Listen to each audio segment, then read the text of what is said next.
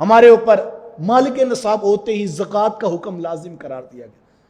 جب تم مالک نصاب ہو جاؤ، تمہارے پاس ضروریات اصلیہ کے علاوہ اتنا مال جمع ہو جائے جس سے تم 52.5 تولہ چاندی خرید سکتے ہو، 1 سال اتنے مال پہ گزر جائے تو 2.5% سال کے بعد زکوٰۃ تمہارے اوپر فرض قرار دی گئی۔ وَأَقِيمُوا الصَّلَاةَ وَآتُوا الزَّكَاةَ، جس طرح نماز فرض کی گئی ہے اسی طرح زکوٰۃ بھی فرض کی گئی ہے۔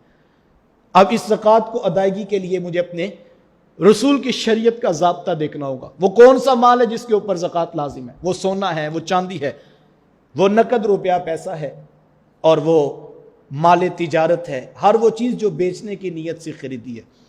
ان چاروں کیٹیگریز کے اوپر میرے اوپر زکوٰۃ لازم ہے۔ اب قمری سال جو اسلامی مہینے ہیں، جب دوبارہ یہ پلٹ کر سال آئے گا پھر مجھے دوبارہ بیٹھ کر کیلکولیٹ کرنا ہوگا۔ جس طرح اپنا کھاتا روزانہ دیکھتا ہوں کہ میرے پاس کیا بچا کیا، اب سال کے بعد دوبارہ بیٹھ جاؤ اور تم جو ہے وہ اس کے اوپر غور کرو، سب جمع کر کے دیکھو کیا تمہارے پاس اتنے پیسے ہیں کہ تم اس سے 52.5 تولہ چاندی خرید سکتے ہو، تو تمہارے اوپر 1 سال گزرنے کے بعد شرائط شریعت کے ساتھ زکوٰۃ فرض قرار دی گئی۔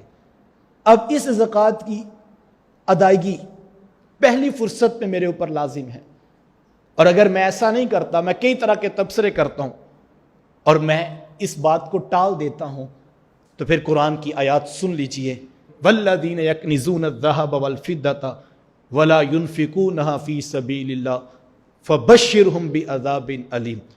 محبوب وہ لوگ جو سونا اور چاندی جمع کر کے رکھتے ہیں اور اللہ کی راہ میں اس کو خرچ نہیں کرتے ہیں، محبوب ان کو دردناک عذاب کی خبر سنا دیجئے۔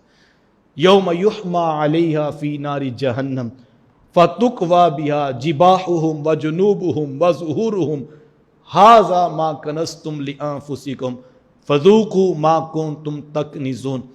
وہ سونا اور چاندی کل جہنم کے اندر تپایا جائے گا، اور پھر ان کی پیشانیوں پر، ان کی کروٹوں پر، ان کی پشتوں کے اوپر اس سے داغا جائے گا اور کہا جائے گا یہ ہے وہ خزانہ جس کو تم جمع کر کے رکھتے تھے، تاکہ اس کو پتہ لگے یہ جو مال جمع کر کے رکھتا ہے یہ وبال جاں بن گیا۔